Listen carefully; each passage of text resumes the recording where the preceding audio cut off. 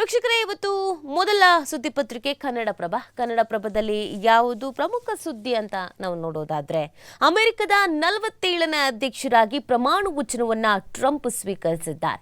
ಈ ಮುಖಾಂತರವಾಗಿ ಟ್ರಂಪ್ 2.0 ಯುಗಾರಂಭ ಪ್ರಾರಂಭ ಆಗಿದೆ. ಉಪಾಧ್ಯಕ್ಷರಾಗಿ ಭಾರತದ ಅಳಿಯ ಜೆಡಿ ವ್ಯಾನ್ಸ್ ಅಧಿಕಾರವನ್ನ ಸ್ವೀಕಾರ ಮಾಡಿದ್ದಾರೆ. ಅಮೆರಿಕದಲ್ಲಿ ಇನ್ನು ಸ್ವರ್ಣಯುಗ ಆರಂಭ ಅಂತ ಟ್ರಂಪ್ ಮೊದಲ ನುಡಿ ಪ್ರಾರಂಭಿಸಿದ್ದಾರೆ. ಅಮೆರಿಕದಲ್ಲಿ 2ನೇ ಬಾರಿಗೆ ಟ್ರಂಪ್ ಯುಗ ಆರಂಭ ಆಗಿರುವಂಥದ್ದು. ದೇಶದ 47ನೇ ಅಧ್ಯಕ್ಷರಾಗಿ ಡೊನಾಲ್ಡ್ ಟ್ರಂಪ್ ಸೋಮವಾರ ಭಾರತೀಯ ಕಾಲಮಾನ ರಾತ್ರಿ 10:30 ಸುಮಾರಿಗೆ ಪ್ರಮಾಣ ವಚನವನ್ನು ಸ್ವೀಕರಿಸಿದ್ದಾರೆ. ಇನ್ನು ಉಪಾಧ್ಯಕ್ಷರಾಗಿ ಭಾರತದ ಅಳಿಯ ಜೆಡಿ ವ್ಯಾನ್ಸ್ ಅವರು ಪ್ರಮಾಣ ವಚನವನ್ನು ಸ್ವೀಕಾರ ಮಾಡಿದ್ದಾರೆ. ವ್ಯಾನ್ಸ್ ಅವರು ಭಾರತೀಯ ಮಹಿಳೆಯನ್ನ ವಿವಾಹ ಆಗಿರುವ ಕಾರಣ ಅವರನ್ನ ಭಾರತದ ಅಳಿಯ ಅಂತ ಸಂಬೋಧಿಸಲಾಗುತ್ತೆ. ಚಳಿಯ ಕಾರಣ 40 ವರ್ಷದ ನಂತರ ಇದೇ ಮೊದಲ ಬಾರಿಗೆ ಹೊರಾಂಗಣದ ಬದಲು ಒಳಾಂಗಣದ ಕ್ಯಾಪಿಟಲ್ ರೊಟೊಂಡಾ ಸಭಾಭವನದಲ್ಲಿ ನಡೆದಂಥ ಸಮಾರಂಭದಲ್ಲಿ ಅಮೆರಿಕ ಸುಪ್ರೀಂ ಕೋರ್ಟ್ ಮುಖ್ಯ ನ್ಯಾಯಮೂರ್ತಿ ಜಾನ್ ರಾಬರ್ಟ್ಸ್ ಅವರು ಟ್ರಂಪ್ಗೆ ಶಪಥವನ್ನು ಬೋಧಿಸಿದ್ದಾರೆ. ಬಹಳ ಅದ್ದೂರಿಯಾಗಿ ಕಾರ್ಯಕ್ರಮ ನಡೆದಿದೆ. ಸೊ ಮೊದಲ ನುಡಿ ಏನು, ಟ್ರಂಪ್ ಅವ್ರಿಗೇನು ಹೇಳಿದ್ದಾರೆ ಅನ್ನೋದನ್ನು ನೋಡೋದಾದರೆ, ದೇವರೇ ನನ್ನನ್ನು ರಕ್ಷಿಸಿ ಇವತ್ತು ಇಲ್ಲಿ ಅಮೆರಿಕವನ್ನು ಭವ್ಯ ದೇಶ ಮಾಡೋಕೆ ಕಳಿಸಿದ್ದಾನೆ.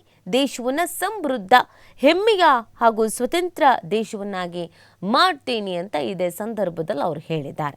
ಇನ್ನು ಇದಕ್ಕೆ ಸಂಬಂಧಪಟ್ಟಂತೆ ನಮ್ಮ ನರೇಂದ್ರ ಮೋದಿಯವರು, ಪ್ರಧಾನಿಯವರು ಕೂಡ ಹೇಳಿರುವಂಥದ್ದು ಏನು ಅಂತಂದರೆ, ಒಂದಾಗಿ ಕೆಲಸ ಅಂತ ಹೇಳಿದ್ದಾರೆ. ನನ್ನ ಆತ್ಮೀಯ ಗೆಳೆಯ ಅಧ್ಯಕ್ಷ ಟ್ರಂಪ್ಗೆ ಅಭಿನಂದನೆಗಳು. ಅಮೆರಿಕದ 47ನೇ ಅಧ್ಯಕ್ಷರಾಗಿ ನಿಮ್ಮ ಐತಿಹಾಸಿಕ ಪ್ರಮಾಣ ಸ್ವೀಕಾರ ಸಮಾರಂಭ ನಡೆದಿದೆ. ಜಗತ್ತಿಗೆ ಉತ್ತಮ ಭವಿಷ್ಯ ರೂಪಿಸೋಕೆ ಮತ್ತೆ ಒಂದಾಗಿ ಕೆಲಸ ಮಾಡೋಕೆ ಎದುರು ನೋಡ್ತಾ ಇದ್ದೇನೆ ಅಂತ ಹೇಳಿದ್ದಾರೆ. ಇನ್ನು ಟ್ರಂಪ್ ಪ್ರಮಾಣ ಸಮಾರಂಭದಲ್ಲಿ ಭಾರತದ ಪ್ರತಿನಿಧಿ ಸಚಿವ ಜೈಶಂಕರ್ಗೆ ಮೊದಲ ಸಾಲಲ್ಲಿ ಆಸನವನ್ನು ಕಲ್ಪಿಸಲಾಗಿತ್ತು ಅನ್ನುವಂಥದ್ದು ಕೂಡ ಖುಷಿಯ ವಿಚಾರ. ಅಕ್ಕಪಕ್ಕದ ದೇಶದಲ್ಲಿ ಅಧ್ಯಕ್ಷರ ಚುನಾವಣೆ, ಅಧ್ಯಕ್ಷರ ಆಯ್ಕೆ ಅಂತಂದರೆ ನಮ್ಮ ಮತ್ತು ಅವರ ಒಡನಾಟ ಹೆಂಗಿರುತ್ತೆ ಅನ್ನೋದು ಬಹಳ ಮುಖ್ಯ ಆಗತ್ತೆ. ಸೊ ಇನ್ನು ಮುಂದಿನ ಸುದ್ದಿ ಯಾವುದಿದೆ ಅನ್ನೋದನ್ನು ನಾವು ನೋಡೋದಾದರೆ, ಉಸ್ತುವಾರಿ ಪಕ್ಷಪಾತಿ ಅಂತ ಆರೋಪ ಮಾಡ್ತಾ ಇದ್ದಾರೆ ಕಾಂಗ್ರೆಸ್ನ ನಾಯಕರುಗಳು. ಈಗ ರಾಜ್ಯ ಉಸ್ತುವಾರಿ ಮೇಲೆ ತಿರುಗಿ ಬಿದ್ದುಬಿಟ್ಟಿದ್ದಾರೆ. ಸುರ್ಜೇವಾಲಾ ವಿರುದ್ಧ ಸಿಎಂಗೆ ಸಚಿವರುಗಳು ದೂರು ಕೊಟ್ಟಿದ್ದಾರೆ. ಹೈಕಮಾಂಡ್ ವಿರುದ್ಧವೇ ನಾಯಕರುಗಳು ಮಾತನಾಡ್ತಾ ಇರೋದನ್ನು ನಾವು ಗಮನಿಸ್ತಾ ಇದ್ದೀವಿ. ರಣದೀಪ್ ಎಲ್ಲರನ್ನ ವಿಶ್ವಾಸಕ್ಕೆ ತೆಗೆದುಕೊಳ್ತಾ ಇಲ್ಲ. ಈ ಬಗ್ಗೆ ರಾಹುಲ್ಗೆ ದೂರು ನೀಡಬೇಕು ಅಂತ ಸಿಎಂಗೆ ಇದೇ ಸಂದರ್ಭದಲ್ಲಿ ಕೆಲವು ಸಚಿವರುಗಳು, ಶಾಸಕರುಗಳು ಮನವಿ ಮಾಡ್ಕೊಂಡಿದ್ದಾರಂತೆ. ರಾಜ್ಯ ಕಾಂಗ್ರೆಸ್ನಲ್ಲಿ ಮುಖ್ಯಮಂತ್ರಿ ಮತ್ತು ಕೆಪಿಸಿಸಿ ಅಧ್ಯಕ್ಷರ ಹುದ್ದೆ ಬದಲಾವಣೆಯ ಕುರಿತು ದೊಡ್ಡ ಮಟ್ಟದ ಚರ್ಚೆ, ಬಣ ಜಗಳ ನಡೀತಾ ಇರುವಂತಹ ಹೊತ್ತಿನಲ್ಲೇ ಇದೀಗ ಸ್ವತಃ ರಾಜ್ಯ ಕಾಂಗ್ರೆಸ್ನ ಉಸ್ತುವಾರಿ ರಣದೀಪ್ ಸಿಂಗ್ ಸುರ್ಜೇವಾಲಾ ವಿರುದ್ಧವೇ ಅಪಸ್ವರ ಕೇಳಿಬಂದಿದೆ. ಸುರ್ಜೇವಾಲಾ ಪಕ್ಷಪಾತಿ ಧೋರಣೆಯನ್ನ ತೋರಿಸ್ತಾ ಇದ್ದಾರೆ. ಹೀಗಾಗಿ ಅವರನ್ನ ವಾಪಸ್ ಕರೆಸಿಕೊಳ್ಳಕ್ಕೆ ಪಕ್ಷದ ನಾಯಕ ರಾಹುಲ್ ಗಾಂಧಿ ಅವರಿಗೆ ದೂರು ನೀಡುವಂತೆ ಮುಖ್ಯಮಂತ್ರಿ ಸಿದ್ದರಾಮಯ್ಯ ಅವರಿಗೆ ಆಪ್ತ ಸಚಿವರು, ಶಾಸಕರು ಒತ್ತಡ ಹೇರಿದ್ದಾರೆ ಅಂತ ಗೊತ್ತಾಗ್ತಾ ಇದೆ. ಈ ಮೂಲಕ ಡಿಕೆ ಶಿವಕುಮಾರ್ ವಿರೋಧಿ ಬಣದ ಸಿಟ್ಟು ಇದೀಗ ನೇರವಾಗಿ ಸುರ್ಜೇವಾಲಾ ಅವ್ರ ಮೇಲೆ ತಿರುಗಿದಂತಾಗಿದೆ. ಏನು ಆರೋಪ, ಯಾಕೆ ಈ ಥರ ಹೇಳ್ತಾ ಇದ್ದಾರೆ ಅಂತಂದರೆ, ಸುರ್ಜೇವಾಲಾ ಎಲ್ಲರನ್ನೂ ಸಮಾನವಾಗಿ ನೋಡದೆ ಪಕ್ಷಪಾತಿ ಧೋರಣೆಯನ್ನು ಮಾಡ್ತಿದ್ದಾರೆ ಅಂತ ಹೇಳ್ತಾ ಇದ್ದಾರೆ.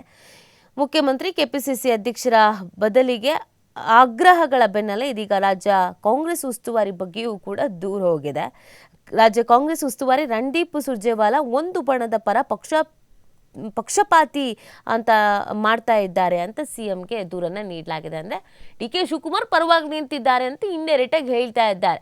ನಮ್ಮ ಪರವಾಗಿ ನೋಡ್ತಾ ಇಲ್ಲ, ನಮಗೇನು ಸಹಾಯ ಮಾಡ್ತಾ ಇಲ್ಲ, ನಮ್ದು ಯಾವುದೇ ಇಷ್ಟ ಕಷ್ಟಗಳಾಗಿರ್ಬೋದು, ನಮ್ಮ ಸಮಸ್ಯೆಗಳಾಗಿರ್ಬೋದು ಅದನ್ನು ಕೇಳ್ತಾ ಇಲ್ಲ, ಒನ್ ಸೈಡ್ ಡಿಸಿಷನನ್ನು ತೆಗೆದುಕೊಳ್ತಾ ಇದ್ದಾರೆ. ಇವ್ರನ್ನ ವಾಪಸ್ ಕರ್ಕೊಳ್ಳೋದಕ್ಕೆ ರಾಹುಲ್ ಗಾಂಧಿ ಅವರಿಗೆ ಹೇಳಿ ಅಂತ ಪತ್ರವನ್ನು ಬರೆಯಲಾಗಿದೆ. ಹಾಸನದಲ್ಲಿ ಹಮ್ಮಿಕೊಂಡಿದ್ದ ಸ್ವಾಭಿಮಾನ ಸಮಾವೇಶದ ಹೆಸರನ್ನ ರಣದೀಪ್ ಸುರ್ಜೇವಾಲಾ ಬದಲಾಯಿಸಿದ್ರು. ದಲಿತ ಸಚಿವರು, ಶಾಸಕರ ಔತಣಕೂಟಕ್ಕೆ ಬ್ರೇಕ್ ಹಾಕಿದ್ರು. ಉಸ್ತುವಾರಿಯಾಗಿ ಎಲ್ಲರನ್ನ ವಿಶ್ವಾಸಕ್ಕೆ ಪಡೆಯುವ ಪ್ರಯತ್ನವನ್ನ ಅವ್ರು ಮಾಡ್ತಾ ಇಲ್ಲ. ಈ ವಿಷಯ ರಾಹುಲ್ ಗಮನಕ್ಕೆ ತರುವಂತೆ ಕೋರಿ ಕೆಲವು ಸಚಿವರು, ಶಾಸಕರಿಂದ ಸಿಎಂ ಸಿದ್ದರಾಮಯ್ಯನವರಿಗೆ ಒಂದು ಮನವಿಯನ್ನು ಮಾಡಿಕೊಳ್ಳಲಾಗಿದೆ ಅನ್ನೋದು ಗೊತ್ತಾಗ್ತಾ ಇದೆ. ಇನ್ನೊಂದು ಕಡೆಯಲ್ಲಿ ಸತೀಶ್ ಜಾರಕಿಹೊಳಿ ಪ್ರತಿಕ್ರಿಯೆ ಕೊಟ್ಟಿದ್ದಾರೆ. ನಾವಂತೂ ದೂರಿಲ್ಲ ಅಂತ ಹೇಳಿದ್ದಾರೆ.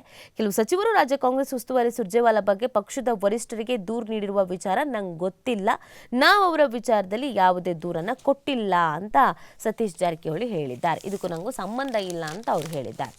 ಇನ್ನು ಮುಂದಿನ ಸುದ್ದಿ, ಕಾಂಗ್ರೆಸ್ನಲ್ಲಿ ಇಷ್ಟೆಲ್ಲ ಬೆಳವಣಿಗೆ ಆಗ್ತಾ ಇದೆ, ಇನ್ನು ಬಿಜೆಪಿಯಲ್ಲಿ ಏನಾದರೂ ಎಲ್ಲವೂ ಸರಿ ಇದೆಯಾ ಅಂತಂದರೆ ಅಲ್ಲೂ ಕೂಡ ಸಾಕಷ್ಟು ರೀತಿಯಾದಂಥ ಬೆಳವಣಿಗೆ ರಾಜ್ಯಾಧ್ಯಕ್ಷರ ಬದಲಾವಣೆ ಕುರಿತಂತೆ ಆಗ್ತಾ ಇದೆ. ಸೊ ಸದ್ಯದ ಬೆಳವಣಿಗೆ ಏನು, ಇವತ್ತಿನ ಹೈಲೈಟ್ಸ್ ಏನು ಬಿಜೆಪಿಗೆ ನೋಡೋದಾದರೆ ನಾವು